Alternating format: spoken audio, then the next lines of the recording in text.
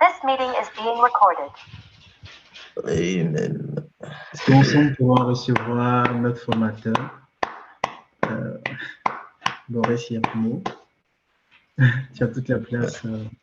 Ok. Ça marche. Amen, amen. Bonsoir à tous. J'espère que vous portez bien. Attendez, je vais pouvoir partager. J'espère que vous allez bien, que vous passez une bonne journée et que depuis la dernière fois, Saint-Esprit vous a fait du bien au travers de tout ce qu'on a pu se dire. Je vais faire un feedback rapide. En tout cas, je bénis Dieu déjà pour cette plateforme, je ne cesserai de le dire. Et je prie vraiment que ce soit le Saint-Esprit qui me permette d'être son témoin dans cette sphère que représente la politique. La dernière fois, on a parlé rapidement, on a fait une définition rapide, discuté pendant un bon moment de ce que c'était que la politique, ce que ça engageait, ce que ça voulait dire selon la parole de Dieu, en concordance avec ce que les hommes ont décrit dans le dictionnaire, avec les mots qu'ils ont mis dessus sur l'art d'exercer le pouvoir, la gouvernance, les systèmes de gouvernance, l'autorité, tous ces éléments-là. On a ensuite parlé de ce que c'était que le manteau, ce qu'on a retrouvé dans Ésaïe 22, verset 21, et également dans 1 Samuel 9,16. C'est quoi avoir le manteau? C'est quoi être au point dans le domaine de la politique? On a vu ensemble les 6 profils qui rentrent dans la politique, que ce soit le riche puissant économiquement, que ce soit celui qui a l'onction, celui qui est le prophète, celui qui a la sagesse et l'intelligence, celui qui devient une autorité par la naissance, que ce soit physique ou spirituelle, donc il y a de Salomon et de Josué, et ceux qui sont là par remplacement, parce que les personnes qui sont censées être présents à ce moment ne le font pas, ne font pas ce qu'ils sont censés faire, ne sont pas présents. Parce qu'on en reparlera un petit peu tout à l'heure, parce que voilà, il y a différents profils, il y a différentes attentes. Maintenant, on a parlé en long, en large de ces différents profils. Je ne sais pas si parmi vous, il y en a qui étaient là la dernière fois qu'on a fait la première partie, parce que notre temps sur la politique se fera en 4 parties, donc là, c'est la deuxième. Sur la première partie, on a posé le décor de la politique et des différents profils. Maintenant, je voulais savoir, est-ce que parmi vous qui étaient présents, il y en a qui ont identifié, qui ont pu trouver quel était leur profil? On n'est pas très nombreux, donc vous pouvez vous signaler, répondre. Si on a qui ont compris ce qu'ils étaient appelés à faire, quel était leur profil?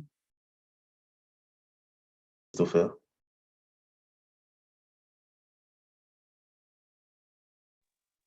Allô? Oui.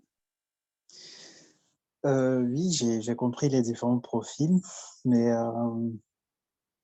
disons que jusqu'à présent, je ne sais pas trop pour le moment. Je continue d'étudier. Ok. Pour le moment, tu as du mal à identifier qui tu es. Je dirais que je me retrouve dans plusieurs profils, donc je continue de chercher quel est le profil dominant. D'accord. Ok. Ok. Ça, j'ai eu, je ne sais pas s'il est connecté. Loveling m'a aussi posé la même question sur comment on prie pour savoir et tout ça. Est-ce qu'il y a quelqu'un d'autre qui est dans cette situation, qui veut aussi mettre dans le chat, qui se pose la question de je suis lequel, ou j'ai l'impression de me retrouver dans plusieurs, donc quel est celui qui est le dominant, ou qui sent qu'il doit être dans ce milieu-là, cet environnement-là, mais ne sait pas du tout où est-ce qu'il se situe. Personne qui a répondu. Pareil, de mon côté, Rosa Cré. OK. Bon, je pense que avec la clarification qui va se faire au fil du temps, vous allez pouvoir discerner où est-ce que vous devez vous situer. Vous allez pouvoir avoir cette précision de l'environnement, de l'endroit où vous devez être, tout simplement. Il est clair que on peut se retrouver dans plusieurs profils, même si, quand j'ai fait la présentation, j'ai mis les profils dans certains cadres. Mais si vous prenez par exemple quelqu'un comme Salomon, il devient roi parce qu'il est le fils de David. Et il est également roi avec une sagesse, une intelligence inégalée, parce que la Bible dit que quand Dieu a décidé de lui donner la sagesse, il a dit il n'y aura personne d'autre sur terre qui aura le niveau de sagesse et d'intelligence que Salomon avait. Donc, il s'est retrouvé à avoir ce côté de sagesse et d'intelligence en étant de naissance. Donc, il est possible de se retrouver sur deux points, sur deux positions. Tout va maintenant dépendre par la suite de comment l'Esprit, vous, le Saint-Esprit, précisément, vous conduit à exercer votre autorité, conduit à exercer votre présence dans la sphère politique. Donc, il y a par exemple David qui a eu l'onction, qui manquait de sagesse, mais qui a été capable qui avait également la sacrificature, ce on verra tout à l'heure. Donc, la réalité, c'est que par rapport aux différents, on peut avoir plusieurs casquettes.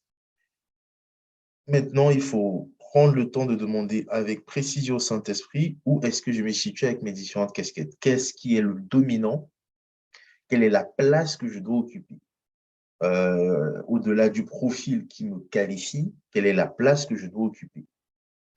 Donc, aujourd'hui, on va aller sur la partie 2 et je prie que le Saint-Esprit puisse vraiment nous amener à aller plus en profondeur et à comprendre avec plus de précision ce qu'on doit faire, comment on doit faire les choses.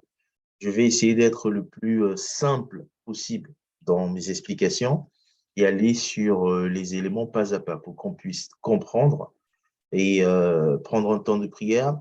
Je pense, en fait, j'ai reçu dans mon esprit que sur la partie 4, la dernière partie, on sera plus dans un temps un peu d'exhortation, mais plus dans un temps de prière pour pouvoir déclencher les grâces des différentes personnes qui sont appelées dans ce secteur-là, qui sont appelées dans ce milieu-là, et que la protection, l'onction, la sagesse les accompagnent. Donc, on va prendre un temps d'explication et après, on ira plus vers un temps de prière et d'impactation. Aujourd'hui, on va parler de la partie de quand on a compris c'est quoi la politique, quand on a compris c'est quoi les différents profils, même si on se cherche, il y a des choses simples, les premières étapes qu'on peut mettre en place. Et il dit dans Jérémie 29,7, que tout le monde connaît, je vais prendre ma Bible juste à côté, vous lire avec vous.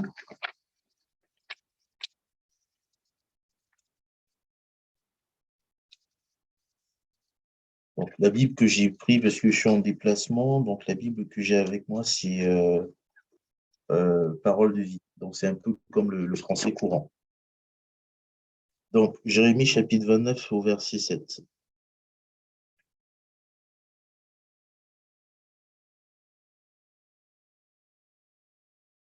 Il est écrit, travaillez pour développer la ville où le Seigneur vous a exilé. Priez pour cette ville parce que votre bonheur dépend du bonheur de cette ville. Ok? Travaillez pour développer la ville où le Seigneur vous a exilé.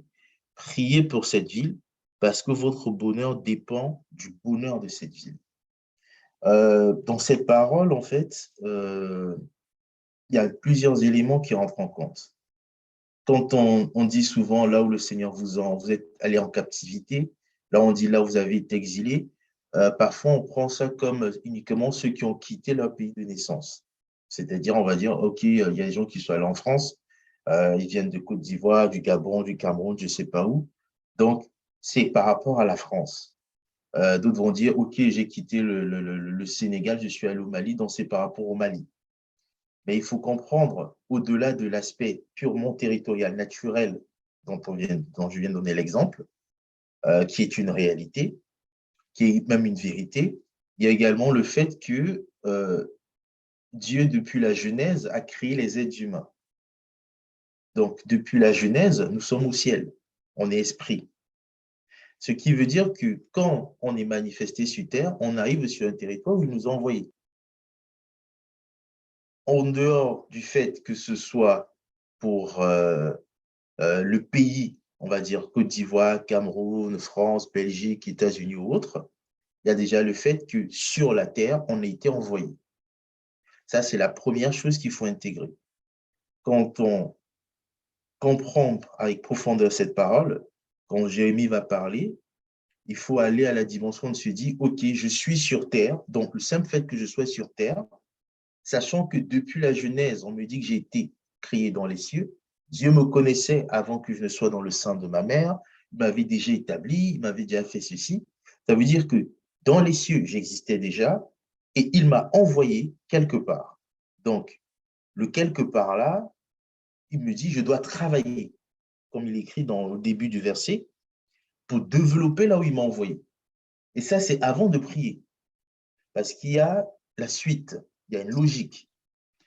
Quand on met dans d'autres versions, recherche le bien de la nation, si je prends, une autre version que j'ai sur mon ordinateur, pour qu'on décortique ensemble la parole. Tac, 9, mettre de comparaison. Okay. Donc, dans d'autres versions, si je prends la version Louis II, on dit « Recherchez le bien de la ville où je vous ai mené en captivité et priez l'Éternel en sa faveur. Parce que votre bonheur dépend du sien. » Dans Semeur, on dit « Recherchez la prospérité de la ville où je vous ai déporté. » Recherchez la prospérité de la ville où je vous ai déporté et priez l'Éternel en sa faveur, car de sa prospérité dépend la vôtre. Donc, Dieu nous a envoyés sur terre et il a choisi qu'on naisse dans un pays. Il a choisi qu'on naisse par une famille. Il nous a déportés, il nous a exilés. En fonction dans la version Martin, c'est écrit « Et cherchez la paix de la ville dans laquelle je vous ai fait transporter. » Donc, sachant nous sommes des êtres spirituels et que depuis Genèse, on nous dit Dieu a créé les êtres humains, créé hommes et femmes, et ensuite, il nous manifeste dans les temps et les saisons par des familles, par des personnes, en fonction des besoins qu'il a et de son plan qu'il a pour la planète, pour la Terre. Il faut donc comprendre que quand il nous a déportés, il nous a transportés, il nous a exilés, il nous a envoyés, il dit il faut qu'on cherche le bien de l'endroit où il nous a envoyés. Déjà de 1. Donc, là où tu es né, tu dois chercher le bien. Rechercher le bien, en fonction des versions, rechercher la prospérité. Dans le français, quand on parle de vie, on dit travailler pour l'endroit où vous avez été envoyé. Donc, la première étape, ce qu'il faut comprendre par rapport à ce passage, c'est je dois rechercher le bien de la nation, je dois rechercher le bien de l'endroit où Dieu m'a envoyé, travailler pour l'endroit où Dieu m'a envoyé, et ensuite, je dois prier pour cette ville, je dois prier pour la nation, je dois prier pour les autorités, comme Paul le dit, toute autorité vient de Dieu. Donc, je dois travailler pour l'environnement où Dieu m'a envoyé, je dois prier pour cet environnement-là, et on va décortiquer ensemble c'est quoi cette nation-là, en fait, rechercher le bien pour la nation. Il y a l'endroit où je suis né. Je suis né dans la famille telle. Donc, la première chose, c'est que je dois travailler et je dois m'atteler à la prospérité de la famille où je suis venu, du quartier où je suis venu, de la ville où je suis venu, du pays où je suis venu. Et maintenant, il y a la notion de ce qu'on appelle l'ethnos, qui est de la sphère d'influence dans laquelle je suis appelé à dominer. On verra ça dans le détail. Je voulais déjà mettre ce cadre-là sur « je dois chercher le bien de la nation ». Pas la nation comme étant pays, soit là où je suis né, là où Dieu m'a envoyé, et on est envoyé sur terre. Donc, je dois chercher à chaque étape de ma vie le bien de la nation, le bien prospérité de la ville, la prospérité de l'ethnos où Dieu m'a envoyé. Maintenant, ça passe par 3 points précis et simples. Quand on lit en fonction des versions, il y a le travail, il y a la prière, et pour prier avec efficacité, il y a la parole, il y a la proclamation. C'est pour ça que j'ai mis prier pour les autorités, discerner les enjeux, agir en faveur de la nation, donc il faut poser des actes et utiliser sa langue pour proclamer, pas juste pour se plaindre, pas juste pour dire oui, mais dans ce pays, si on ne s'en sort pas, oui, mais ici, ils sont racistes, oui, mais l'Afrique est trop dure, oui, mais la Côte d'Ivoire est trop dure, oui, mais le Cameroun, c'est compliqué, oui, mais tu ne connais pas le Congo, Boris, vraiment, les gens là-bas sont bizarres. Oui, non. La vie et la mort sont au pouvoir de ma langue. Si je dis que c'est mauvais, je vais vivre ce qui est mauvais. Comment se fait-il que vous posez la question à un Nigérian, vous croisez un Nigérian SDF dans la rue, un gars qui dort dans les marchés, vous dites le Nigeria, c'est communauté, dit ah, c'est dur. Et dans ce même Nigeria-là, il y a des milliardaires. Donc, ça ne veut pas dire que c'est dur, c'est que pour lui, c'est dur. Il y a des circonstances qui peuvent faire en sorte que ça se trouve dans des situations difficiles. Mais s'il utilise sa langue pour faire dire autre chose, s'il pose des actions pour faire autre chose, s'il prie pour avoir autre chose, ce qui est sûr, c'est que ce ne sera pas Dieu pour lui. Vous passez dans tous les pays sur la planète, vous allez voir des gens qui vont vous dire non, ici c'est trop dur. Il y a toujours quelqu'un de très riche, il y a toujours quelqu'un de puissant, il y a toujours quelqu'un qui domine, il y a toujours quelqu'un qui… Ça veut dire qu'en réalité, ce n'est pas dur. C'est que les personnes n'ont pas discerné dans le spirituel les enjeux, n'ont pas compris ce qu'il faut faire. Vous êtes appelés à aller dans les sphères de la politique, donc on va décortiquer. Le premier point, et ce qu'on va faire aujourd'hui, c'est quand on dit rechercher le bien de la nation, prier pour les autorités, agir en faveur de la nation, utiliser sa langue pour proclamer, ça consiste en quoi concrètement? Ça consiste à répondre à une série de questions simples pour pouvoir discerner. Donc, quand on dit recherche le bien de la nation, là, je vais m'approprier le terme. Je ne vais pas dire recherche le bien de la nation parce que dans le passage, recherche le bien de la nation où je t'ai envoyé. Donc, je recherche le bien de ma nation. Je dois me poser la question, quel est le bien de ma nation? Qu'est-ce que ma nation, de quoi ma nation a besoin? Je ne suis pas en train de parler pour le moment des enjeux spirituels, économiques et tout ça. Déjà, quelle est ma nation? Je suis né, moi je prends mon cas, je suis né au Cameroun. C'est une de mes nations. Déjà, le pays, le Cameroun, c'est une de mes nations. La ville où j'ai grandi n'est pas la ville où je suis né. Ça veut dire que la ville où je suis né, si Dieu a voulu que je naisse là-bas, il y a une raison. Même si, quelques années après, mes parents ont bougé. S'il a voulu que moi je naisse là-bas et que mes frères naissent ailleurs, Dieu fait toutes choses pour un but. Ça veut dire qu'il a voulu que sur la terre de Yaoundé, que je sois manifesté sur cette terre-là pour une raison précise. Parce que sur mes papiers, on va mettre partout, je suis né à Yaoundé. Je suis identifié comme ça.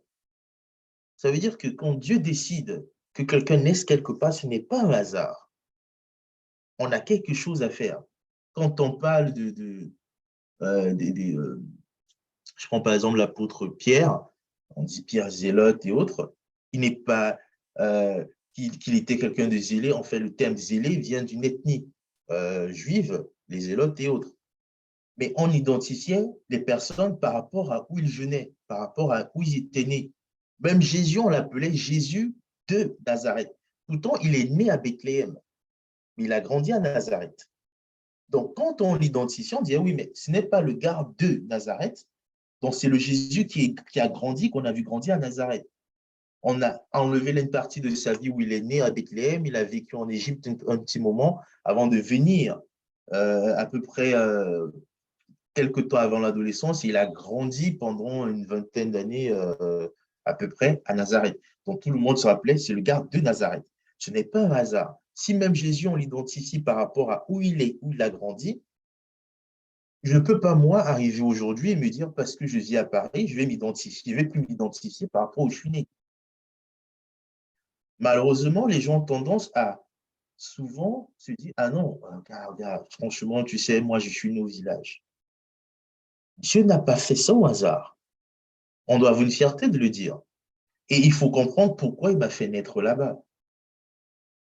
Quand on parle de ma nation, j'ai le lieu où je suis né, le pays dans lequel je suis né, là où j'ai grandi, là où j'ai vécu, il y a tous ces éléments qui rentrent en compte. Et il y a également la sphère d'influence dans laquelle je me situe. La sphère d'influence dans laquelle Dieu m'appelle. Et c'est quand on discerne tous ces éléments-là qu'on comprend quelle est notre place dans la politique, surtout quand on parle de politique. Si je prends le cas de ce qu'on dit dans Exode, pour comprendre la nuance avec le terme nation et royaume. Dans Exode 19:6, on dit « Vous serez pour moi un royaume de sacrificateurs et une nation sainte. » Vous serez pour moi un royaume de sacrificateurs et une nation sainte. Vous ne voyez pas les slides là depuis? Parce que ça me dit que vous pouvez commencer, vous pouvez envoyer les slides. Vous serez pour moi un royaume de sacrificateurs, une nation sainte. Dans Matthieu 6:33, cherchez premièrement le royaume et la justice de Dieu. Dans Matthieu 28 dit, allez et faites de toutes les nations des disciples. Enseignez-leur, ça n'a pas changé la couleur du R, enseignez-leur à observer tout ce que je vous ai prescrit. Il y a une chose que vous constatez, si vous prenez la peine de bien lire, quand on va parler du royaume, c'est Dieu. C'est le lien avec Dieu. Royaume de sacrificateur. Il y a le côté sacrificature, le côté prière, le côté semence, offrande, dîme, tout ce que vous voulez, le côté sacrificature, qui est attaché au royaume parce que c'est lié à Dieu. Maintenant, dans l'autre sens, il y a le côté nation, qui est ce qu'il y a sur terre. Où il me dit, allez et faites de toutes les nations des disciples.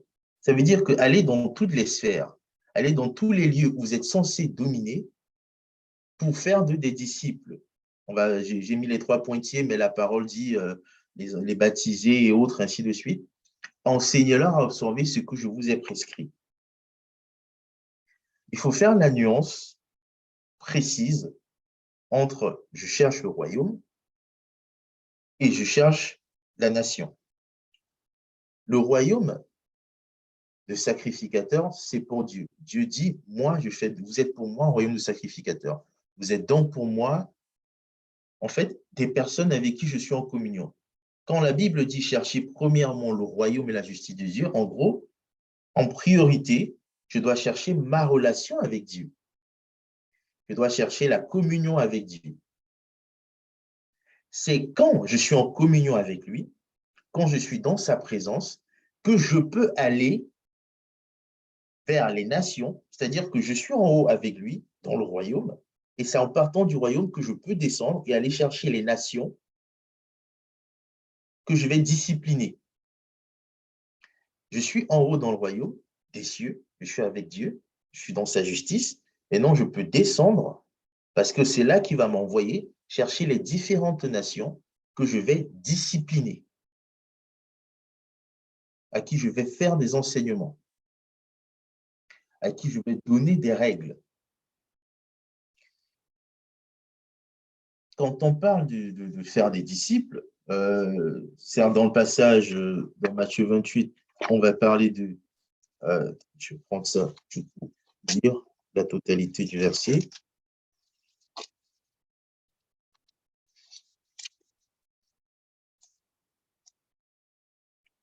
Ok. Jésus s'approchait et dit, j'ai reçu tout pouvoir. Voilà, je suis dans le français courant. J'ai reçu tout pouvoir au ciel et sur la terre. Au ciel et sur la terre. Allez chez tous les peuples pour que les gens deviennent mes disciples. Baptisez-les au nom du Père, du Fils et de l'Esprit Saint. Apprenez-leur à obéir à tous les commandements que je vous ai donnés. Et moi, je suis avec vous tous les jours jusqu'à la fin du monde.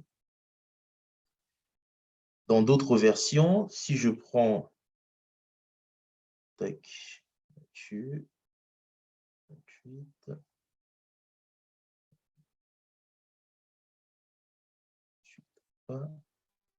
dans d'autres versions, on dit ceci. Jésus s'étant approché leur parla. Tout pouvoir m'a été donné dans le ciel et sur la terre. Je suis dans la version Louis II. Summer répète la même chose. J'ai reçu tout pouvoir dans le ciel et sur la terre. Tout pouvoir m'a été donné, machin. Maintenant, verset 19, allez et faites de toutes les nations des disciples, les baptisons au nom du Père, du Fils et du Saint-Esprit. Allez donc et enseignez toutes les nations en les baptisant du nom du Père, du Fils, en fonction des versions. Summer dit, allez donc dans le monde entier, faire des disciples parmi tous les peuples, baptisez-les, et ainsi de suite. Quand on revient sur le principe de la nation, de l'ethnos, Dieu nous dit, allez faire des nations des disciples. Et il nous dit dans Jérémie 29, recherche le bien de la nation. Donc, pour que j'arrive à discipliner une nation, il faut que je trouve le bien de cette nation. Je ne peux pas discipliner si je n'ai pas répondu au bien. Parce que la création attend la révélation des fils. Quand Jésus est arrivé, avant de pouvoir discipliner qui que ce soit, il a d'abord fait des miracles pour aider les gens. Avant de discipliner n'importe qui, il a d'abord répondu à un besoin. Quand vous rencontrez la première fois qu'il voit les pierres, la première fois qu'il voit les gens étaient « Ah oui, il enseigne bien. Ah oui, il parle bien. Ah oui, il nous dit les choses qu'on avait besoin d'entendre. » Donc, il répondait d'abord à un besoin. C'est après avoir répondu au besoin de comprendre la parole de Dieu, au besoin d'enseignement, au besoin de manger du poisson, au besoin de boire du vin, au besoin de ceci, de cela, que la discipline est arrivée. Au début, il ne leur enseignait pas d'aller évangéliser. Il ne leur enseignait pas comment prier. Il ne leur enseignait pas comment chasser les démons. Il répondait à leurs besoins. Donc, il recherchait le bien de la nation que Dieu lui a donné. Vous allez voir dans certains passages, je ne sais pas, c'est dans l'Apocalypse, on dit qu'il est venu pour la nation et pas que. Et également pour sa nation à lui, et pas que, également pour tous les peuples de la terre, machin. Donc, il avait son ethnos à lui, pour laquelle il était censé répondre. Donc, quand il est venu, c'est je dois répondre à leurs besoins. Et en répondant à leurs besoins, maintenant, j'ai trouvé le bien, ce dont ils ont besoin, j'y réponds, et ensuite, je peux leur enseigner. Ensuite, je peux les baptiser. Ensuite, je peux les amener à Christ. Parce que c'est pour qu'ils soient ses disciples à lui. Donc, quand vous rentrez dans la politique, quand vous cherchez, vous devez être une autorité, vous devez être un leader, vous devez être un conseiller, peu importe, quelle que soit la position. Un des éléments importants à avoir, c'est de se demander quelle est ma nation. Quand je comprends quelle est ma nation, ça peut être la ville, le pays où je suis, et ainsi de suite, mais également la sphère. Et comment savoir quelle est la sphère? C'est ce qui va battre dans votre cœur. Ça peut être vraiment, comme j'entends parfois un de mes petits se plaindre, oui, mais l'éducation ici, la formation ici, on ne forme pas bien les personnes, on n'éduque pas bien les personnes. Lui, il est déjà diplômé, mais il est dérangé par la façon dont les gens reçoivent l'éducation et la formation. Donc, ça, c'est sa sphère à lui. C'est sa nation à lui. Maintenant, quand je discute avec lui, je dis, OK, tu es dérangé, super, mais qu'est-ce que tu fais par rapport à ça? C'est toujours, oui, mais je ne suis pas ministre de l'Éducation, oui, mais je n'ai pas mon école, oui, mais ceci, je dis, oui, mais si ça bouillonne dans ton cœur, si tu t'assois et tu dis, Seigneur, je veux faire du bien aux personnes qui ont besoin d'être formées. Je veux faire du bien aux personnes qui ont besoin d'être éduquées. Je veux faire du bien même aux formateurs, aux éducateurs, aux enseignants, aux professeurs. Il faut qu'ils arrivent à comprendre. Mais pour ça, je ne peux pas venir dire à quelqu'un, change, si je n'ai pas répondu à son besoin. Dieu nous a appelés en premier. Dieu nous a aimés en premier. Donc, il ne faut pas confondre pour venir dire, je vais aller voir un ministre, un maire, pour lui dire, non, non, non, il faut que tu changes ce que tu fais.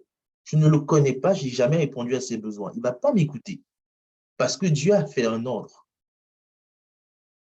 Il a fait un ordre. Je réponds aux besoins, ensuite je peux discipliner. Je ne peux pas échanger les choses. Et quand je réponds aux besoins, quand je vais répondre aux besoins, mon bonheur en dépend. Ma prospérité en dépend. Et quand je parle de prospérité, ce n'est pas l'argent, c'est être prospère à tous égards. Donc, il y a plusieurs formes de prospérité spirituelle, émotionnelle et autres. Mais ma prospérité en dépend. Donc, la question à se poser, c'est quelle est ma nation? Comme j'ai donné l'exemple, par exemple, pour l'éducation, quelqu'un va se plaindre, va beaucoup avoir des problèmes quand il va voir, ouais, mais les gens sont trop malades dans les hôpitaux, c'est normal, les gens sont malades, oui, mais ils ne sont pas guéris, c'est pas propre, c'est pas si. Une personne va avoir ça régulièrement dans le cœur. C'est ta nation. C'est la nation sur laquelle tu es censé dominer. C'est la nation dans laquelle tu es censé être le roi. Parce que comme la Bible dit, il fait de nous un royaume. Il y a un autre passage dans Ésaïe, il dit, vous êtes des rois et des sacrificateurs. Mais comme vous le savez tous, on ne peut pas être roi. En fait, on ne peut pas avoir deux rois dans un même royaume. Ça veut dire que si on est tous des rois, ça veut dire que chacun de nous a son royaume. Chacun de nous a son royaume.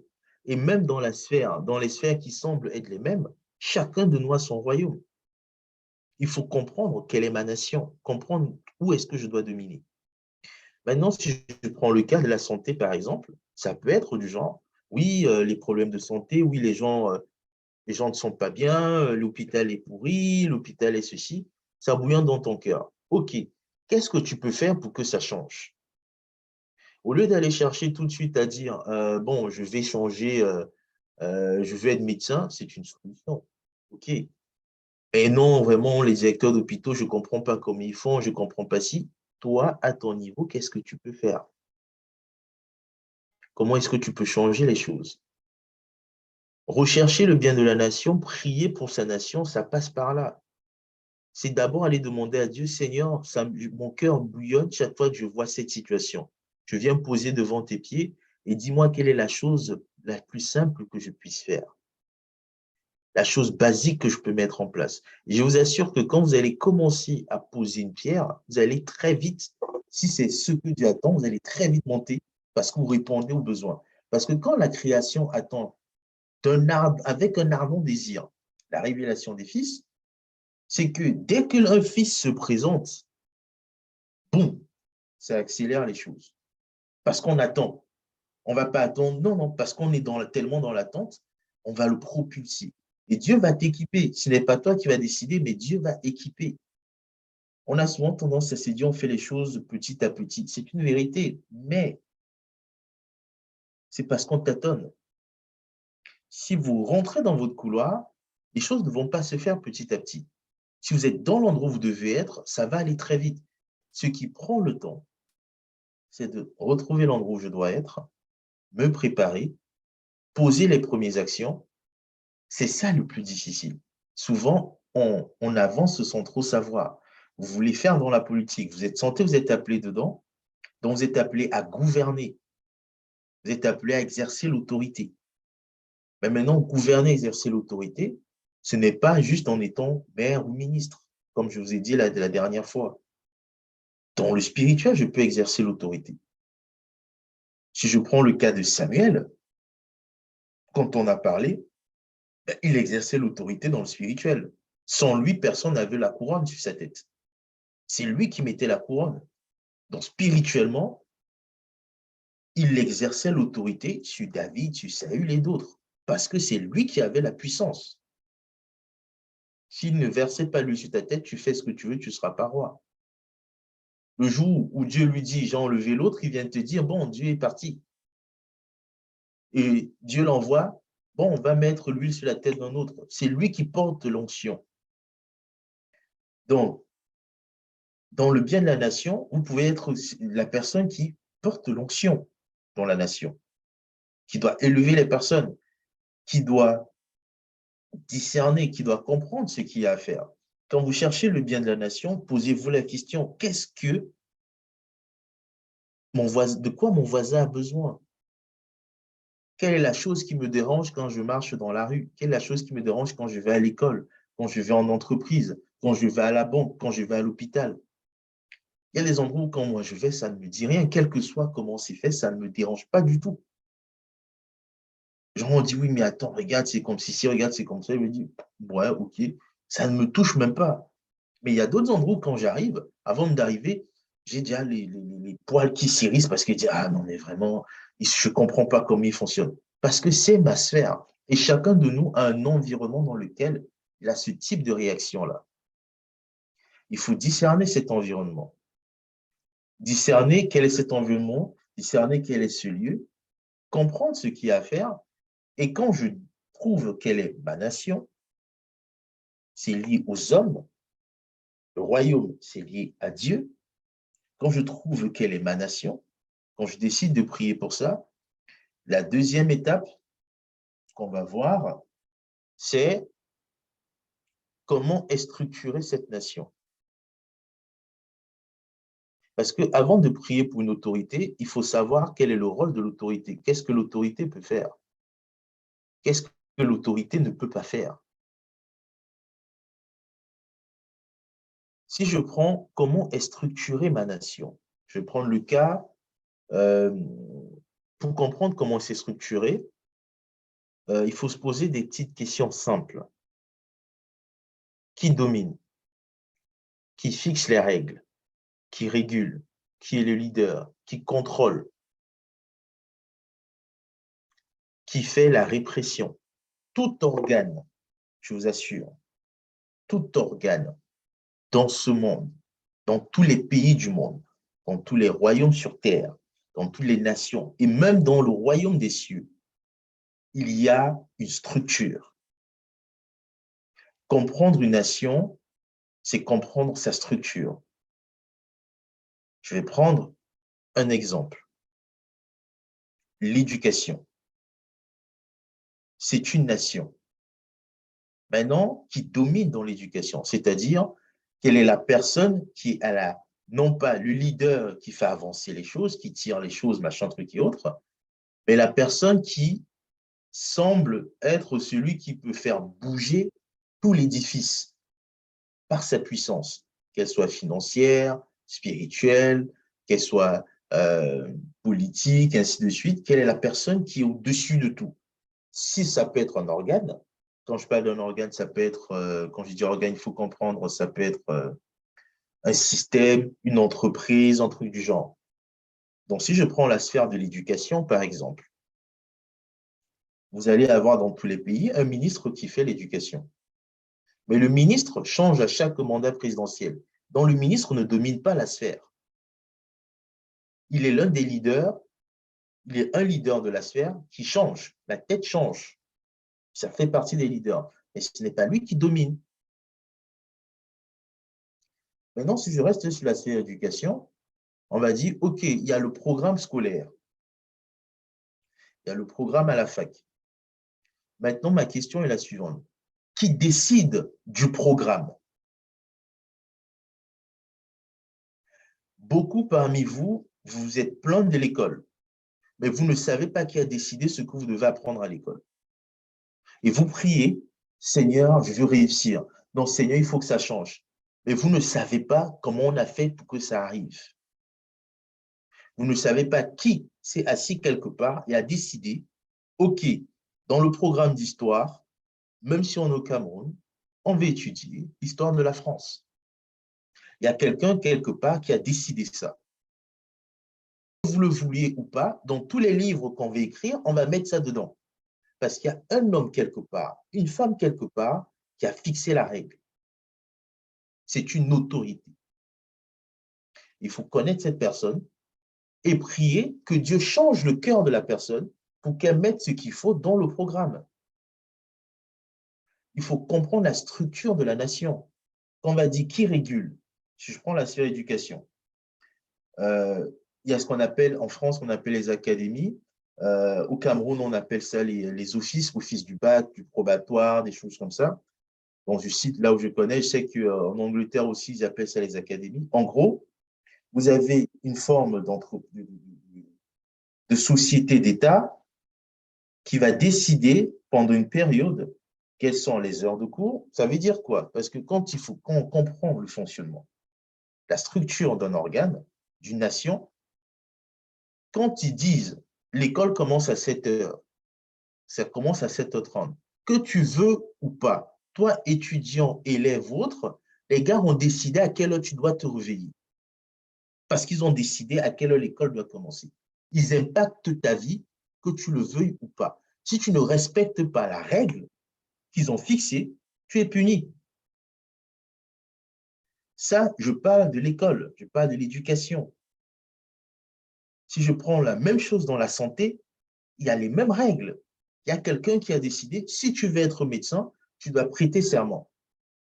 Tout le monde connaît Hippocrate. Si tu veux être médecin, tu dois faire le serment d'Hippocrate. Oui, je prête allégeance, je vais toujours sauver, je passe l'ordre de machin, machin. Dans le droit, c'est pareil. Donc, Hippocrate, lui, il a fait ça, c'était en Grèce. Qui a décidé que dans un pays, en Afrique, en Asie, vous êtes obligé, si vous voulez être médecin, de faire le même serment. C'est pour ça que vous allez voir, quand vous arrivez dans un pays, on va vous parler de l'équivalence. Parce qu'ici, on a fixé nos règles. Dans chaque pays, dans chaque nation, dans chaque sphère d'influence, il y a des règles. Si vous voulez prier pour l'autorité, si vous voulez changer les choses, il faut comprendre qui fixe les règles. Il faut savoir de qui on parle. Est-ce que c'est un organe? Est-ce que c'est une personne? Quand on va parler de la régulation, c'est souvent des organes.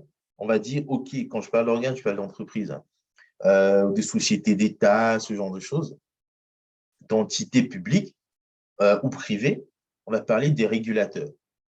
Si je prends dans le cas de l'éducation, il y avait ce qu'on appelle les inspecteurs et autres, bon, les inspecteurs d'éducation et tout ça qui existent partout, qui va venir à un moment donné s'asseoir dans une salle de classe et savoir si le prof fait bien son cours.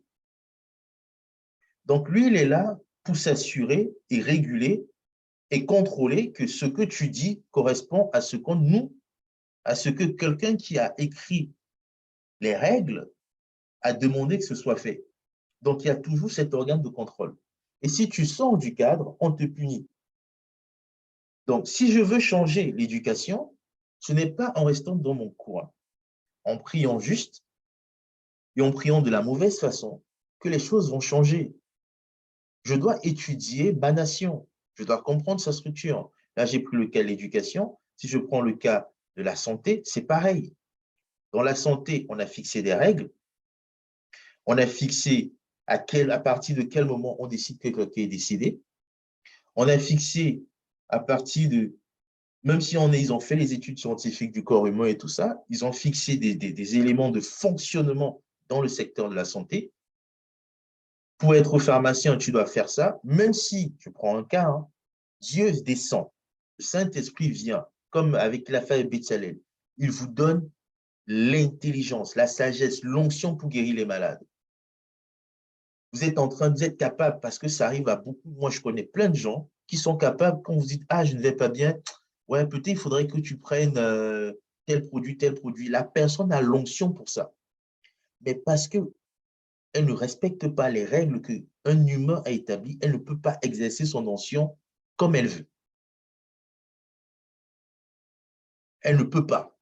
Je suis capable, tu vas avoir une personne qui est capable de dire, ah, tu as mal au ventre, comme on connaît tous nos grands-mères ou nos grands-tantes quelque part. Moi, je prends le cas même de nos parents. Va dire, oui, si tu prends, pour le palais, oui, si tu prends l'écorce, la feuille du manguier, tu mélanges avec tel chouci, tu fais cela, tu écrases, tu fais bouillir, tu bois, le matin, tu es guéri. C'est un médicament. Mais comme ça ne rentre pas selon la structure de la santé, dans les règles qui ont été définies par quelqu'un, il y a une autorité qui s'est positionnée pour dire, nous, on a décidé que si tu veux soigner le palu, selon nos règles à nous, tu dois aller acheter le comprimé de la quinine qui était fabriqué par l'industrie pharmaceutique qui est à Paris. Même si toi, tu as le remède, tu ne peux pas l'utiliser comme tu veux. Si on t'attrape, c'est illégal, on peut te mettre en prison. Pour que tu puisses, comme on dit dans la Bible, dans Jérémie, pour que la prospérité de la nation marche et que la tienne qui en dépend fonctionne, il faut comprendre. Donc, si je sais qu'il y a quelqu'un, monsieur tel, qui est assis quelque part et qui a décidé ceci, je porte son nom devant le trône de Jésus. Je dis, Seigneur, là, il y a les gens qui meurent de faim là-bas. Il y a les gens qui ont des problèmes de santé dans tel village. Pourtant, on sait tous que telle racine, telle feuille, tel ceci peut guérir. Mais comme lui s'est assis là-bas pour décider, change son affaire là pour que les gens là aillent bien. La prière, à ce moment-là, elle est précise. Et je deviens une autorité dans cette nation-là, dans cette nation de la santé. Que ce soit pour la santé, l'éducation, les banques, la finance, les assurances, toutes les sphères, il y a toujours une structure. Si vous prenez un pays, si je prends le cas du coup sur la partie banque et autres, vous ne pouvez pas vous lever, vous décider de faire la banque. Il y a des critères. Il y a un format qui est mis en place. Il y a des éléments qui sont positionnés. Donc, je ne peux pas me lever et je décide, bon, aujourd'hui, ah tiens, je travaille, j'ai un peu d'argent, bon, je vais prêter l'argent à tel à 2%. Si un régulateur passe et m'entend dire, je te prête à 2%, on va me traiter d'usurier, on va me mettre en prison. Pourquoi? Parce qu'on a décidé dans une sphère quelque part que pour que je puisse prêter à quelqu'un, il faut avoir le titre de banque. Donc, même si j'ai les capacités financières, j'ai un énorme salaire, je n'ai pas besoin je vais prendre un cas, je gagne 1 million par mois, mais pour vivre dans mon quotidien, je n'ai besoin que de 100 000 francs par mois. J'ai 900 000 francs qui tombent. Je vais faire mes investissements comme je veux, ça multiplie. Quelqu'un a un problème. Si je décide de l'aider comme je veux, sans respecter les règles, si on m'arrête, je suis dans l'illégalité. Ça veut dire quoi? Ça veut dire que dans la nation où Dieu est en train de m'établir, dans la finance, parce que je n'ai pas compris la structure de cette nation-là, je peux me retrouver en prison en faisant le bien. Donc, il faut prendre le temps de comprendre, de déterminer quelle est votre nation, de comprendre où est-ce que Dieu vous positionne, de comprendre où est-ce que Dieu vous amène, et après ça, comprendre la structure de cette nation-là. Quels sont les leaders, qui est à la tête, comment c'est régulé, comment c'est ceci, comment comprendre tous ces points. Quand vous comprenez tous ces points, vous êtes capable de venir et de poser la bonne prière. Si je prends le cas en France, dans les villes en France, par exemple, et comme dans beaucoup de villes en Afrique, vous allez le constater, parce qu'on a calculé, dans les villes francophones, on a calculé le même système, donc je peux parler pareil, le Sénégal, la Côte d'Ivoire, que je connais un peu, le Cameroun. Chaque ville a un maire. Chaque ville a un maire qui gère la ville et qui semble pour beaucoup être, non, le maire, voilà, c'est quelqu'un d'important. C'est lui qui fait les mariages, c'est au maire, c'est à la mairie qu'on fait les mariages, c'est à la mairie qu'on prend l'acte de naissance, c'est à la mairie qu'on fait ceci. Moi, un jour, je me suis assis, j'ai dit, mais Seigneur, pourquoi on couvre les maires, par exemple, ici en Ile-de-France, pourquoi on va voir les maires pour avoir besoin, on a des besoins de papier pour les églises, par exemple, pour ouvrir un lieu, pour ouvrir ceci, pourquoi on a besoin d'aller vers les maires? Quand j'ai tapé maire en difficulté sur Google, je tombe sur un article qui me dit le préfet dans un département a décidé de faire passer une route dans la ville d'un maire. Donc, c'est-à-dire qu'il a décidé, moi, préfet, la route qui va passer d'un département à un autre va traverser ton village, va traverser ta ville. Donc, on va raser une petite zone. Et là, je constate que le maire n'a pas le pouvoir d'annuler ça, parce qu'il a une autorité au-dessus. Quelqu'un qui est capable de dire, moi, je veux ça dans ta ville, et lui ne peut rien dire. Pourtant, il est le maire. Donc, je comprends ça, je me dis, mais Seigneur, en fait, si je veux ouvrir l'église, de qui j'ai besoin? Saint-Esprit me dit, pas du maire. Parce que le maire ne vous écoute pas. Si tu demandes au préfet et qu'il t'écoute, il peut capable, le préfet, par exemple, je prends le cas de Pamo-Valoise, le préfet dit, je vais mettre Amazon. Tous les maires du coin ont fait une pétition pour dire non, on ne veut pas, on ne veut pas, on ne veut pas. Lui, il a le pouvoir, il a dit non, j'ai décidé que ça va venir. Ils ont fini leur pétition, ils ont marché, ils ont fait ce qu'ils voulaient. Le maire, avec le drapeau bleu, blanc, rouge, à la fin, on a construit. Pourquoi? Parce que leur autorité était limitée. Et je dis, mais comment leur autorité est limitée? C'est là que je comprends la structure. Que le maire est délégataire du pouvoir de l'État, mais il est élu par la population. Ça veut dire quoi? Et ça, c'est des termes que si vous faites de la politique, vous devez apprendre à les connaître. Ça veut dire que la population vote une personne qui va jouer le rôle de secrétaire plus pour l'État. Donc, en gros, l'État dit non, on ne peut pas prendre tout le monde pour venir à la préfecture, tout le monde pour venir à tel endroit pour faire les actes de naissance et tout ça. Donc, on va faire ça par rapport à là où vous êtes. C'est comme ça que l'histoire des mairies est arrivée. Donc, comme on ne peut pas faire ça pour tout le monde au même endroit, on va décider que par zone, on va poser des gens et ces personnes-là auront le pouvoir de régler les petits soucis du quotidien, comme les chefs de village. La réalité, c'est que c'était comme un chef de village, mais même pire, moins d'autorité du chef du village, parce que le chef du village, lui, c'est par naissance. Mais là, c'est dans la politique et la pseudo-démocratie qu'ils ont mis en place, ils ont dit, bon, comment est-ce qu'on va jouer un peu dans le cerveau des gens? Ah, mais si on leur dit de voter quelqu'un, le peuple aura l'impression que cette personne qui est votée a du pouvoir et va les représenter. Sauf qu'il vote une personne et cette personne, on lui dit, OK, au-dessus de toi, tu as 3 organes. Le préfet de police, le préfet de la région et les recteurs d'académie. Donc, en gros, tu es maire. Maintenant, si tu veux donner les armes à la police municipale, tu dois demander au préfet de police. Donc, toi, tu ne peux pas. Mais le peuple en bas voit le maire et dit, ah, mais le maire est puissant. Non. Pourquoi? Parce que les gens n'ont pas étudié la structure. Les gens ne se sont pas assis pour étudier la structure et comprendre où s'exerce réellement l'autorité. Donc, on va prier pour le maire. On va prier pour certaines autorités. Seigneur, touche le cœur. Seigneur, change ceci. Rien ne va bouger parce que ce n'est pas l'autorité. Et quand vous allez vous retrouver dans des situations dans votre pays, peu importe le pays où vous êtes, vous allez prier pour la mauvaise autorité. Parce que vous n'avez pas pris la peine de vous asseoir et de discerner, d'étudier en profondeur. Quand vous relisez comment Jérémie, Dieu parle avec Jérémie, comment Daniel a étudié, comment les personnes comme Joseph ont compris les systèmes, comment les Mardochés ont agi, vous vous rendez compte qu'ils ne se sont pas juste assis pour dire c'est le gouverneur l'autorité, c'est telle autorité. Ils s'assient et disent bon, le gouverneur est une autorité dans quel domaine par rapport à là où je suis?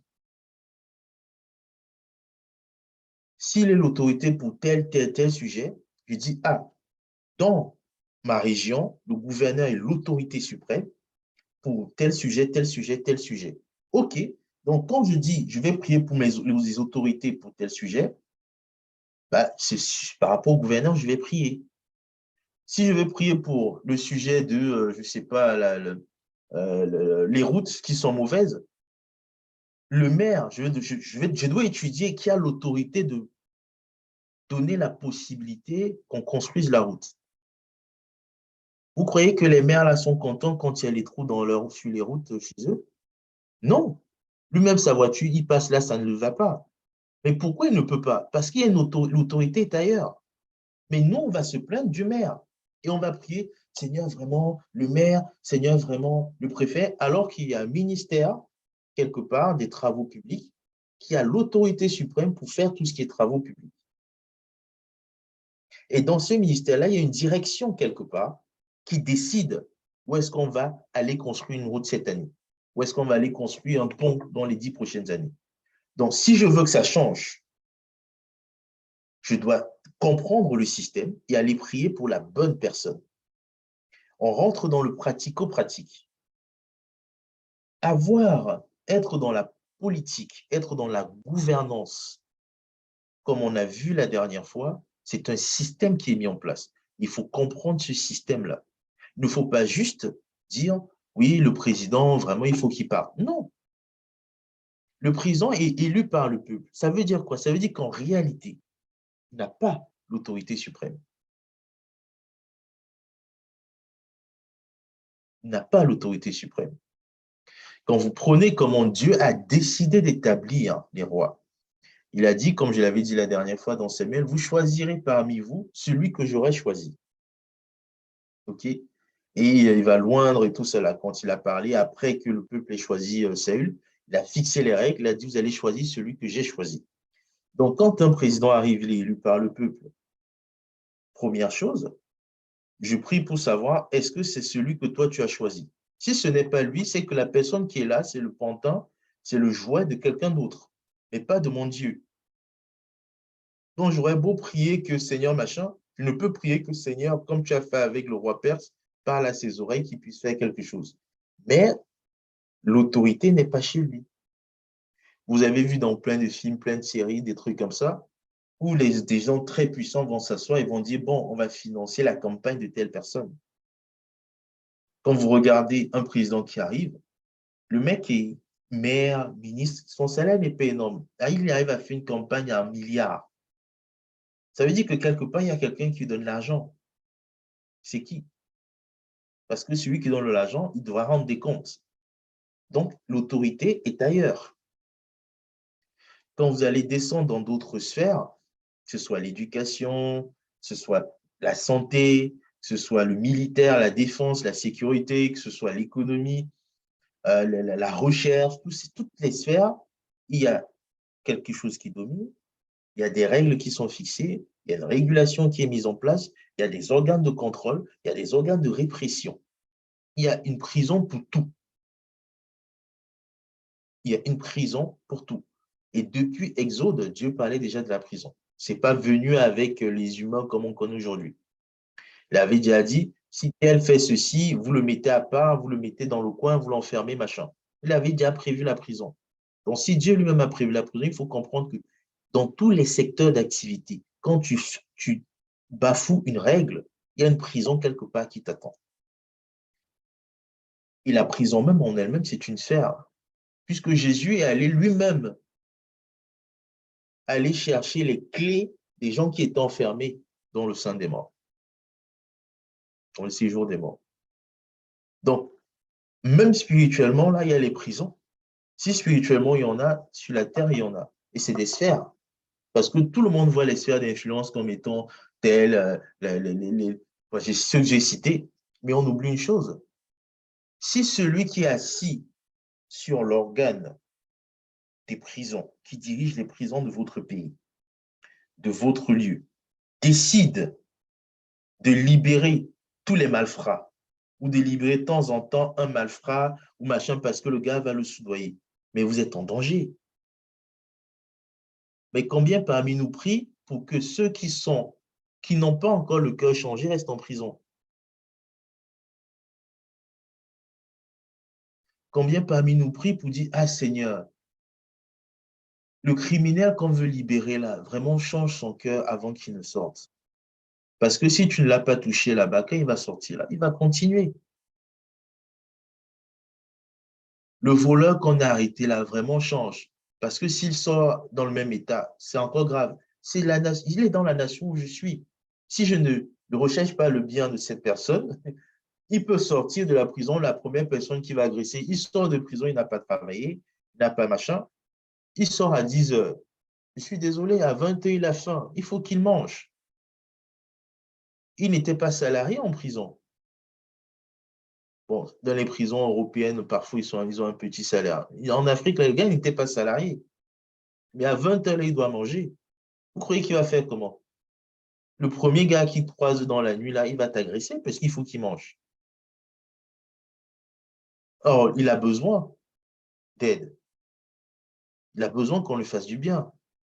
Donc, rechercher le bien de la nation, comprendre quelle est ma nation, savoir où je dois me positionner, et ensuite comprendre la structure des nations où Dieu me met, que ce soit qui domine, quelles sont les règles. Il faut étudier minutieusement tous ces points. Quand vous prenez le temps d'étudier, de creuser, de demander au Seigneur de vous aiguiller, ensuite vous allez comprendre quelles sont les autorités. Là, je n'ai même pas encore parlé des enjeux spirituels. Là, quand vous avez compris la nation dans le détail, compris la structure, quelle que soit la sphère, je prends un cas, vous êtes dans un lycée. Vous êtes déjà dans une nation dans le lycée. Quelle est la structure du lycée?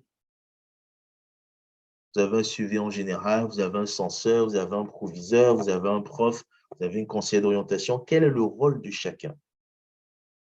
Parce que chacune de ces personnes-là, que ce soit au lycée, que ce soit à la fac, que ce soit dans une école privée, chacune de ces personnes-là a un pouvoir de décision sur ma vie. Chacune de ces personnes. Je prends un exemple simple. Vous vous fâchez avec un prof qui a votre matière en coefficient 6, 7, 10. Parce qu'il ne vous aime pas, parce qu'il n'est pas content de vous, il vous donne une mauvaise note. Mais même si vous avez 18 dans tous les coefficients de là, vous n'allez pas combler son vide. Il vous fait échouer parce qu'il n'aime pas votre tête. Alors imaginez le pouvoir qu'il a dans ses mains en tant que prof. Si on ne prie pas pour son bien, si on ne cherche pas quel est son bien, si on ne cherche pas à aller. Et quand je dis chercher son bien, ce n'est pas aller lui donner l'argent ou autre, c'est poser son cas devant Dieu. Regardez ce que je peux faire pour l'aider. Comment je peux le soutenir à mon niveau en tant qu'élève. N'allez pas tout de suite faire les trucs. Je dis de prendre le temps en tant qu'élève, étudiant, même dans l'entreprise où je suis. Donc, partout où vous allez, il y a une structure qui existe. Il faut la comprendre. Il faut l'analyser, l'étudier, et il faut aller dans la précision de chaque point. Quand vous êtes précis, Dieu ouvre vos yeux. Parce que si demain, l'un de vous se retrouve président, ministre, quelqu'un de très élevé, mais il faudrait comprendre tous les éléments et tous les leviers de pouvoir qui existent pour pouvoir agir. Quand Joseph décide, quand on le positionne, il a expliqué en une phrase. Il a dit oui, il faut mettre une partie de côté parce qu'il y aura ci, parce qu'il y aura ça. Donc, maintenant, l'explication et la stratégie qu'il donne, il faudrait que tu mettes à la tête des chefs pour faire ceci, des chefs pour faire cela, des gens pour garder ceci, des gens pour machin. Mais est-ce que vous vous rendez compte de tout ce qu'il a mis en place? Il faut des gens, il a déterminé comment l'armée devait fonctionner, la gendarmerie ou la police, pour pouvoir garder là où il y avait les greniers. Est-ce que quand les gens commençaient à avoir faim, ils venaient chercher? Il fallait qu'il détermine le fonctionnement de la police, la gendarmerie, qu'il détermine le fonctionnement de la douane. Quand il dit on fouille les gens qui entrent et qui sortent dans notre territoire, il détermine la douane. Il faudrait qu'il détermine comment on fait la banque alimentaire. Il détermine comment on fait la banque, parce qu'il a dit on va prendre les trésors. Il détermine comment on va faire l'impôt. Quand il a dit oui, on va prélever une somme et ainsi de suite. Il détermine comment on fait le social. Quand les gens avaient des difficultés, comment est-ce qu'on va redistribuer. Mais pour faire ça, il faut comprendre des structures. Et là, je parle du niveau de Joseph. Mais à chaque niveau où vous êtes, il y a une structure qui existe. Comprenez-la, étudiez-la, posez devant le Seigneur. Dites, Seigneur, voilà, j'étudie, j'ai compris que c'est monsieur tel qui dirige ici, c'est maître tel qui est là-bas, c'est madame tel qui est ceci. Donc, en gros, par rapport, et c'est là où on rentre dans la partie du discernement, où j'ai mis le discernement, qu'est-ce que c'est? C'est là où on rentre dans le discernement. On dit les fils d'Issachar discernaient les temps et les circonstances, comme les fils d'Issachar. C'est un passage que les gens aiment bien. Euh, il y a un autre passage, c'est dans Proverbe ou c'est dans Ecclésiaste. Ecclésiaste 9, 11.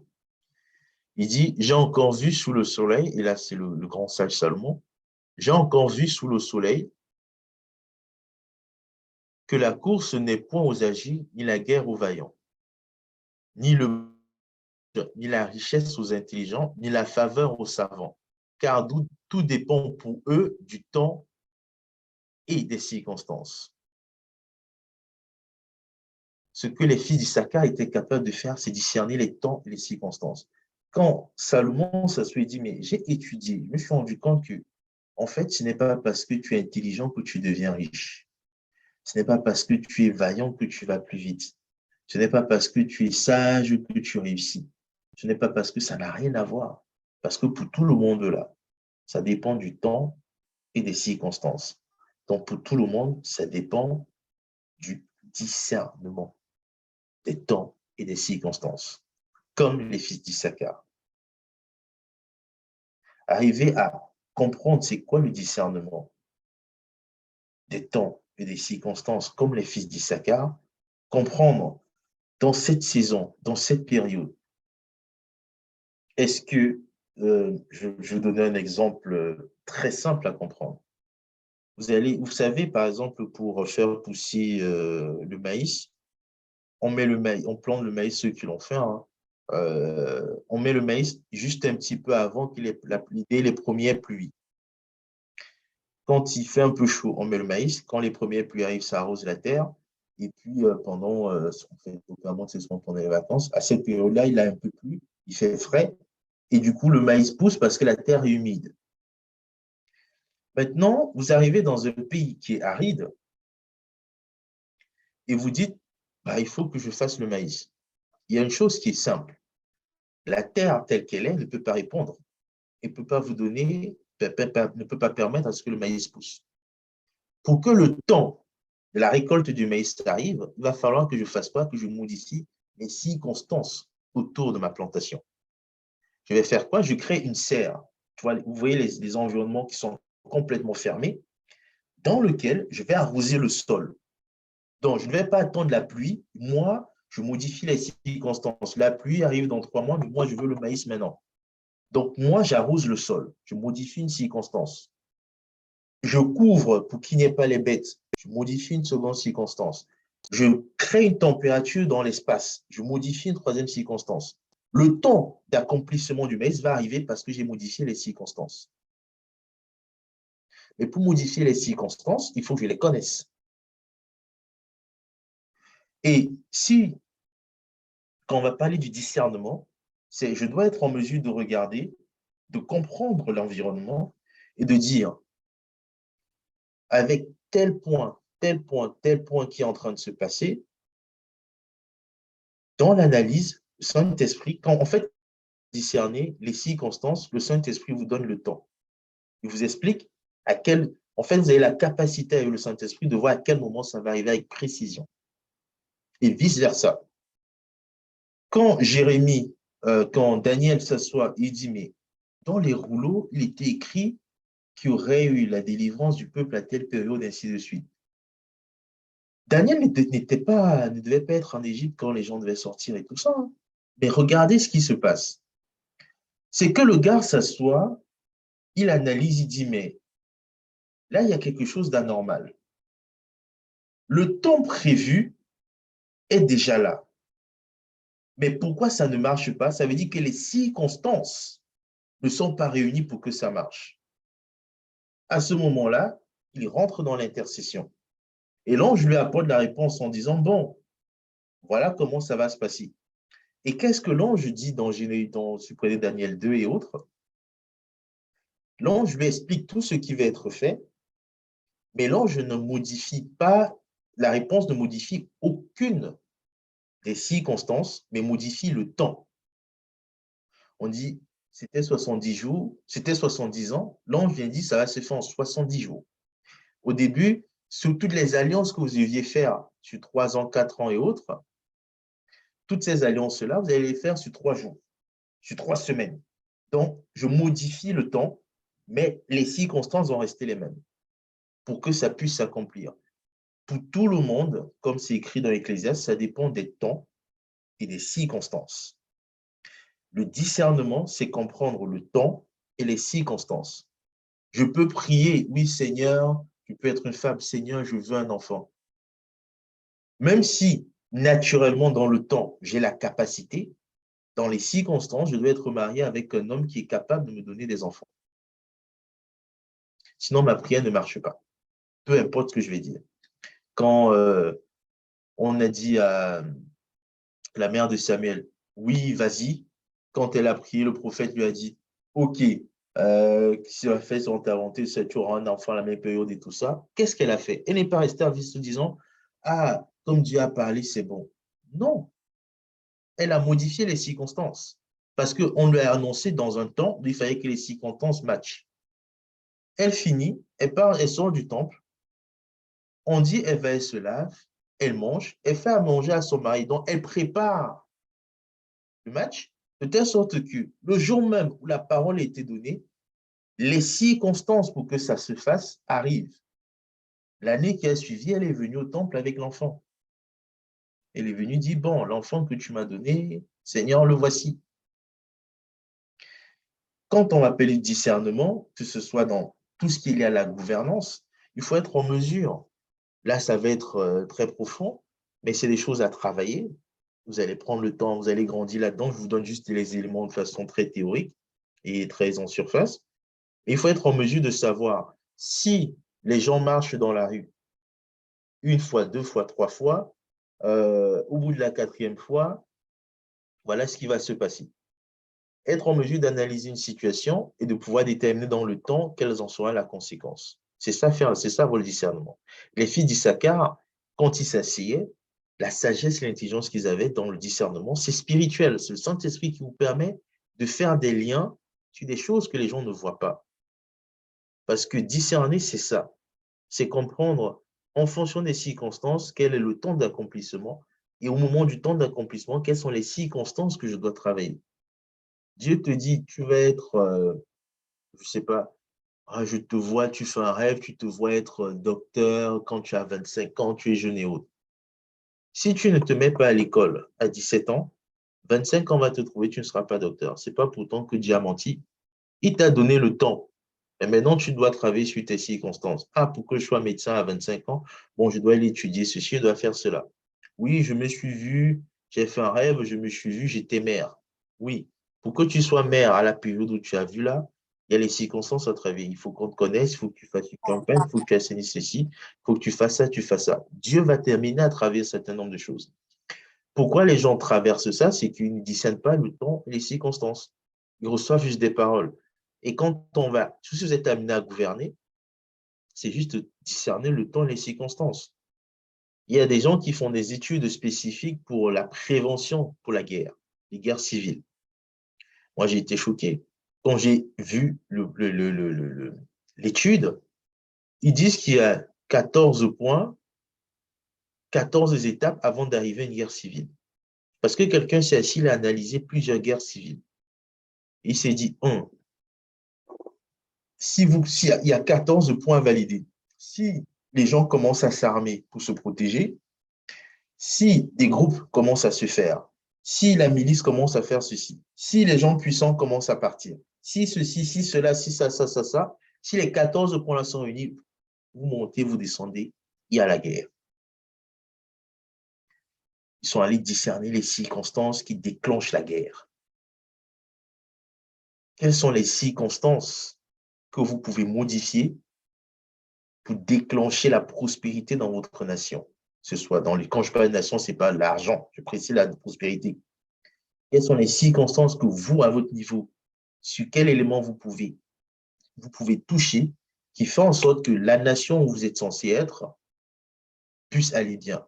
Ce n'est pas forcément à tous les niveaux, mais quels sont les éléments déclencheurs qui vont faire des effets dominos de telle sorte que la nation, waouh, mais vraiment dans le domaine de la santé, là, depuis que tel a pris la tête, voilà, les choses changent, hein, ça se passe plutôt bien. Mais vous regardez, c'est les mêmes gens qui travaillent là. Pourquoi quand un directeur arrive dans une boîte, ou quelqu'un arrive à la tête d'une entreprise, ou il y a même des personnes qui arrivent dans l'entreprise, on ressent le changement parce qu'ils travaillent, ils modifient les circonstances, ils modifient l'atmosphère, ils jouent sur le temps et les choses, et naturellement, ça prend une ampleur et les gens vont mieux. Donc, c'est à ça qu'il faut regarder. Discerner, comprendre les enjeux, et puis derrière, le Saint-Esprit, en fait, va vous accompagner. Il va vous accompagner. Mais il faut comprendre que avant de rentrer et de se dire, je dois faire la politique, il faut comprendre mon profil, comprendre ma nation, comprendre la structure de ma nation, discerner quelles sont les autorités, prier pour la nation, et puis le reste suivra derrière. Donc, c'est ce que je voulais partager avec vous aujourd'hui. Donc, j'ai bien débordé, mais c'est ce que je voulais partager avec vous aujourd'hui de façon pratico-pratique. Et pour le point 3, on va avancer sur les premières étapes, les premiers pas que vous allez devoir mettre en place pour y arriver, savoir comment y arriver pas à pas, les premiers pas que vous allez poser.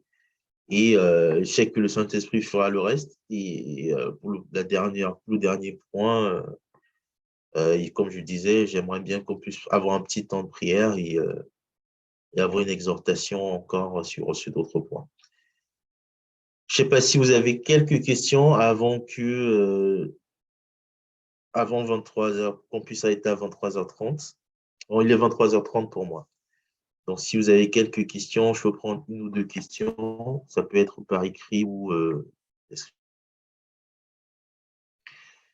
qu'on puisse comprendre en fait les différents éléments, comprendre, que je puisse vous expliquer une ou deux choses et puis après, on va prendre le temps de prier et se souhaiter bonne nuit à tous. Je sais que ça fait beaucoup d'informations. De toute façon, ce qui est prévu, c'est qu'à la fin, je vais envoyer les slides à Christopher et puis il partagera comme bon lui semble. Est-ce que vous avez des questions? Oui, non. C'était clair pour tout le monde? Oui, pour moi, ça a été bien clair.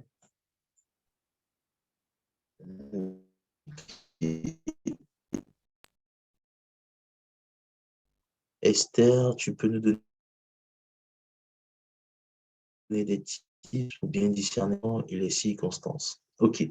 Je vais vous donner, un exemple pour discerner. Je prends un exemple concret. Hein. Si vous prenez, comme il s'appelle, vous prenez le pasteur Mohamed Sanogo, par exemple, lors de la dernière nuit de la traversée qu'il a fait pour l'année 2022, il a fait beaucoup de proclamations sur plein de pays, plein de choses. Et à un moment donné, moi j'ai noté, hein, même je ne suis pas vase d'honneur, mais je reconnais sa qualité de prophète. Donc j'ai écouté, j'ai noté quelques points et j'ai réécouté après, il y a des choses qui m'ont fait tilt. À un moment où il dit, euh, il y aura des crises en Europe et tout ça, et ça va être le moment, par exemple, pour l'Afrique de s'industrialiser, ce genre de choses. Donc, quand la parole est relâchée dans ce sens, beaucoup se sont juste rappelés, ah oui, il a proclamé le Covid, je me rappelle, ah oui, il a proclamé la crise en Ukraine, ce genre de choses. Mais il a dit, ce sera le temps pour l'Afrique de s'industrialiser. Donc, en gros, moi, je discerne que Dieu veut que l'Afrique puisse arriver à un niveau d'industrialisation. Mais ça ne va pas arriver tout seul. Il faut que l'homme participe, que l'humain participe, que l'humain fasse sa part. Donc, je discerne que dans la pensée de Dieu, c'est le temps. Maintenant, moi, je dois mettre en place les circonstances à mon niveau. Qu'est-ce qu'il faut pour une industrie? Et je commence à agir par rapport à ça. Je vais vous donner un autre exemple. Euh, quand vous avez peut-être remarqué, je ne sais pas, mais quand il y a quelqu'un qui est enceinte dans une famille, ou quand il y aura peut-être un décès, les gens le sentent parfois. Les gens font des rêves bizarres, ou il y a des gens qui ont des manifestations physiques, ce genre de choses. C'est une façon de discerner qu'il y a quelque chose qui se passe dans le spirituel qui va être manifesté. Si je prends euh, un autre point, très, très, très basique, hein, certains vont dire c'est du bon sens. Quand je regarde qu'il y a une crise dans un pays, je prends le cas de l'Ukraine. On dit l'Ukraine est en crise et ça impacte plein de niveaux de l'économie. On voit tous les aspects négatifs. Et maintenant, moi, je prends le plan de discerner. Je suis allé récemment dans une pharmacie et la plus grande pharmacie à Paris. C'est à Châtelet, énorme truc. J'arrive, je vois qu'il y a beaucoup de rayons, il y a des produits qui manquent. Et je vais voir du coup une dame qui travaille là. J'ai dit, bah, il y a pas mal de produits qui manquent. Elle dit, oui, bon, c'est dimanche, mais c'est vrai qu'actuellement, on a des problèmes d'approvisionnement. Donc, moi, je discerne que à la télé, on ne parle pas des problèmes des médicaments qui sont en train qui ont des problèmes d'approvisionnement. Tout le monde est sur l'électricité, le gaz, le pétrole, les éléments de la nourriture. Moi, je regarde et je me dis, si les pharmacies commencent à avoir des pénuries, quand les gens vont tomber malades avec la grippe qui va arriver quand il fait froid et autres, bah, en fait, les circonstances sont réunies pour que les gens tombent malades et que les gens meurent parce qu'il n'y aura pas les médicaments, parce que les stocks ne sont pas faits. Ça, c'est un discernement des temps et des circonstances. J'ai vu des circonstances et je suis capable de dire dans quelques moments, il y aura des problèmes à tel niveau. Quand je vois ça, et maintenant, comment moi, en tant qu'enfant de Dieu, quand le Saint-Esprit me donne la sagesse de comprendre, comment est-ce que j'agis? Moi, je regarde et je dis, ah, les rayons qui manquent sont des produits bio.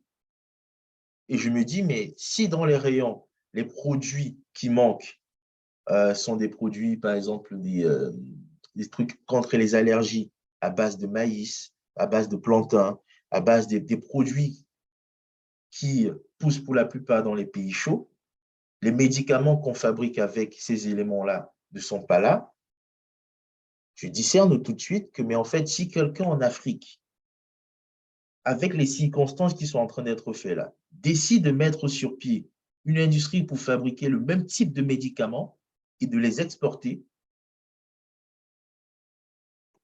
il répond, en fait, il répond à une situation, il prend une place de la domination dans l'industrie pharmaceutique. Très simple. Parce qu'il faut discerner, parce qu'il faut observer. Beaucoup de gens, je crois, certains ont entendu parler des bitcoins, des crypto-monnaies, ce genre de choses. L'autre jour, je réfléchis et je dis, je trouve l'idée intéressante. Je dis, mais il y a plein de banques qui veulent faire ça. Et le Saint-Esprit m'interpelle sur un point. Donc, je vous donne des tips, des trucs, voilà. Euh, je dis, ah, mais je discute avec une personne qui lui dit, ben, en fait, les bitcoins, les crypto-monnaies aujourd'hui, il dit, bah, on achète des choses, voilà. J'ai dit, oui, mais mon esprit n'est pas à l'aise avec. Pourquoi vous courez tous dedans? Il dit, ouais, mais vraiment, c'est l'avenir. Tu vois, je possède des crypto-monnaies.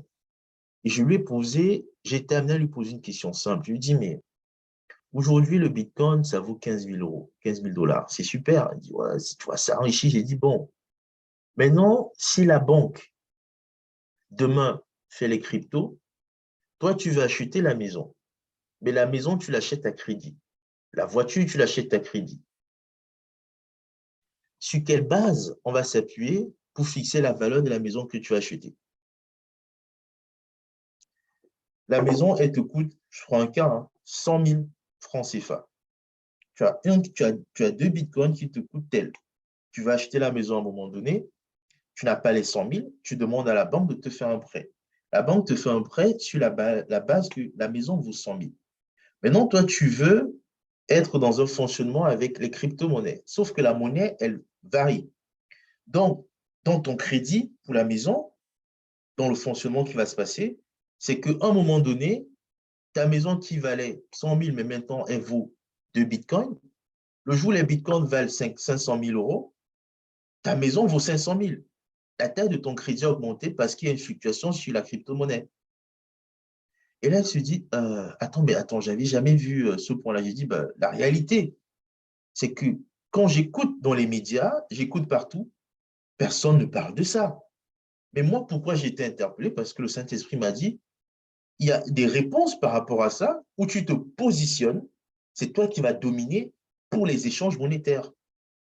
Parce que je te donne la solution. Parce que pour le moment, ils ont tous le voile parce qu'ils courent vers l'enrichissement. Mais moi, j'attends la révélation de mes fils pour être dans l'équilibre et régler les problèmes. Donc, quand les gens courent dans l'enrichissement, ils vont droit dans le mur parce que c'est le diable qui les conduit. Parce que c'est la cupidité qui les conduit. Parfois même des chrétiens.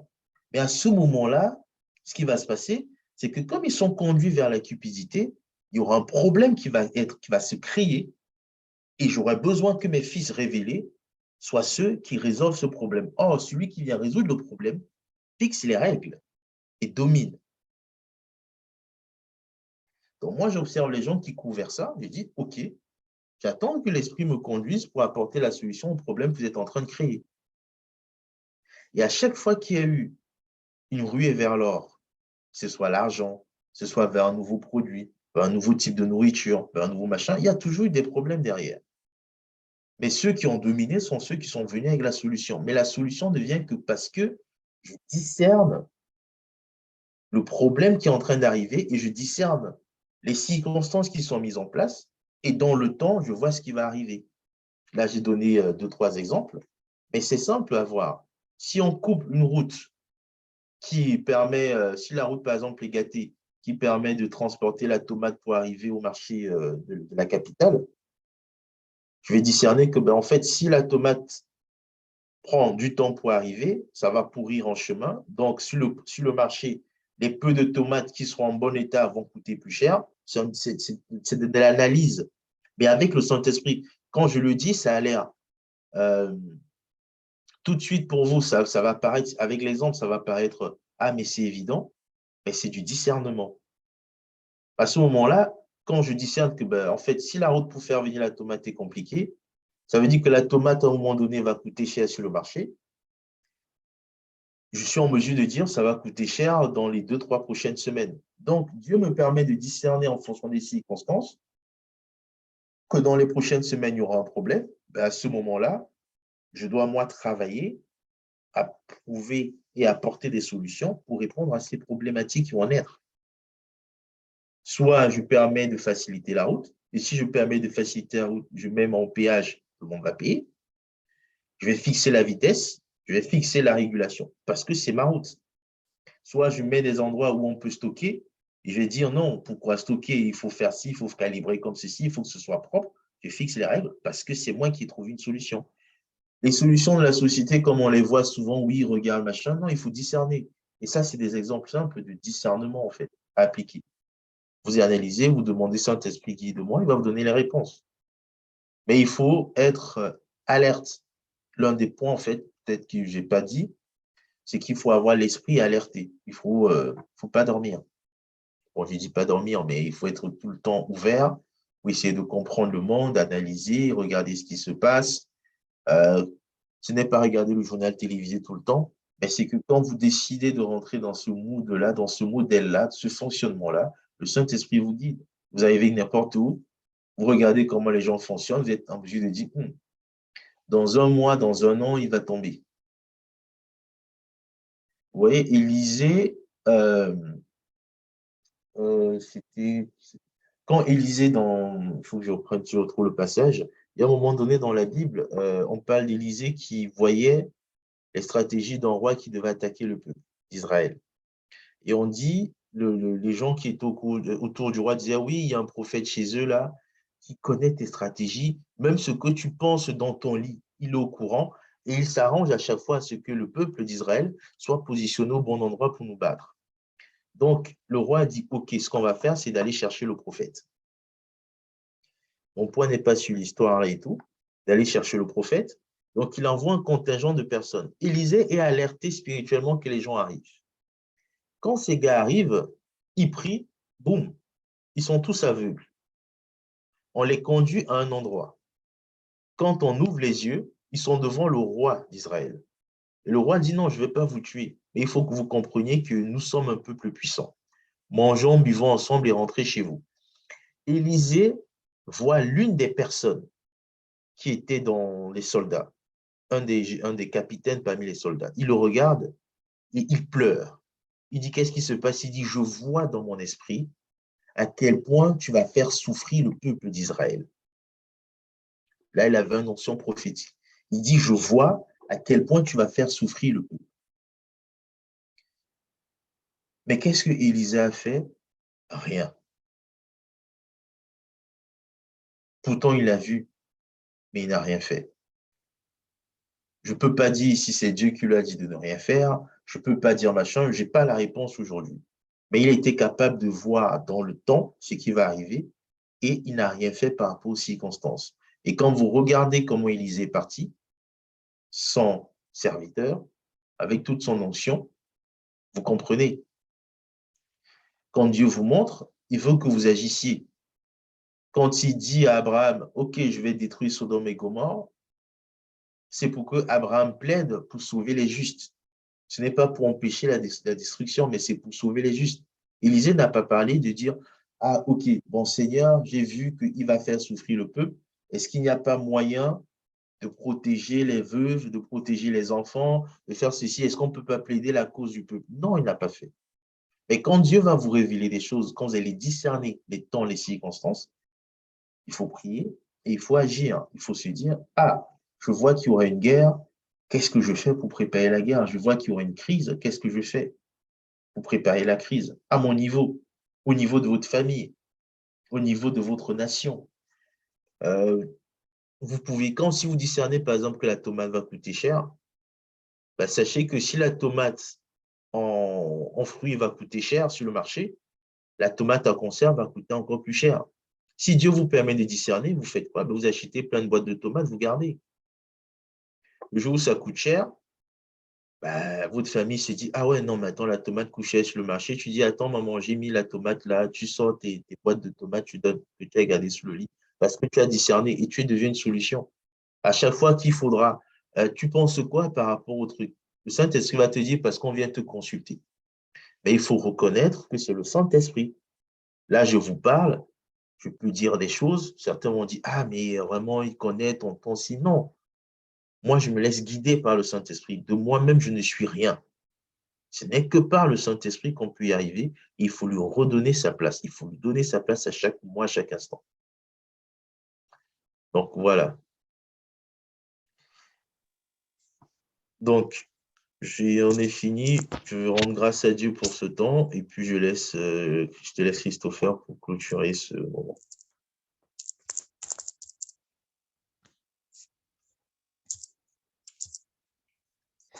Amen. Tonton, tu avais parlé d'un temps de prière. Oui, je vais prier maintenant, mais après le temps même, ce sera pour la session 4. On prendra un peu plus de temps pour prier. Mais là, je vais prier. Tendre Père, je veux te rendre grâce pour ce temps, te rendre grâce pour ce moment, te rendre grâce pour ces personnes qui sont connectées, pour ce que tu déposes dans leur vie, pour ce que tu les impactes, pour ce que tu leur fais grandir. Merci Seigneur pour ce que tu nous as enseigné encore en ce soir, pour ce que tu nous as parlé, pour ce que tu nous as permis de discerner, pour voir et comprendre ton œuvre, Seigneur, dans le détail et dans la précision de ce que tu veux faire pour nos vies, ce que tu veux faire pour nos nations, pour nos ethnos. Merci Seigneur, Papa, parce que tu nous ouvres les yeux et tu nous permettras, Seigneur, de rentrer pleinement dans le couloir de notre destinée afin d'être ces véritables témoins de qui tu es partout où nous allons. Merci Seigneur pour ta grâce. Merci Saint-Esprit pour ta présence. Prends soin de chacune des personnes ici connectées, que nous puissions avoir une nuit apaisée, une nuit reposante, et que tu puisses, Seigneur Papa, parler encore au plus profond de nous. Sois béni, sois glorifié, sois exalté. C'est dans le nom glorieux, le nom puissant de Jésus-Christ que je t'ai prié. Amen. Amen.